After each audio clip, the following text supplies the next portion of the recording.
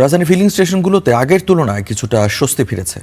দীর্ঘ ১.৫ মাসের জ্বালানি সংকটের ভোগান্তি এখন তুলনামূলক কম।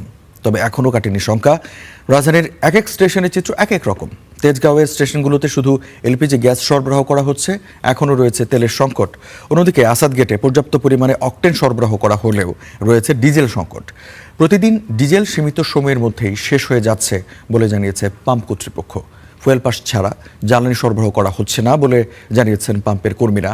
দাম বাড়ানোর পর থেকে পাম্পগুলোতে থাকা দীর্ঘ সারি এখন কমে এসেছে, হয়েছে দীর্ঘ অপেক্ষার অবসান। ১.৫-২ ঘন্টা অপেক্ষার পর কাঙ্ক্ষিত জ্বালানি নিয়ে ফিরছেন গ্রাহকরা। এদিক থেকে কিছুটা স্বস্তির কথা জানালেন সাধারণ গ্রাহকরা। তবে শঙ্কা এখনও কাটেনি। সামনের দিনগুলোতে জ্বালানি পাওয়া নিয়ে অনিশ্চয়তায় রয়েছেন অনেকে।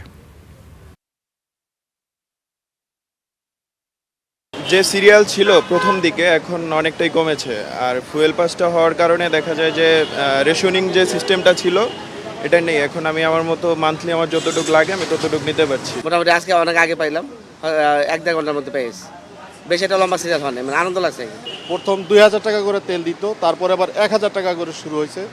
এখন মোটামুটি আবার ২ থেকে ৩,০০০ টাকার তেল দেয়, কিন্তু আগের চেয়ে অনেক ভিড় কমে গেছে।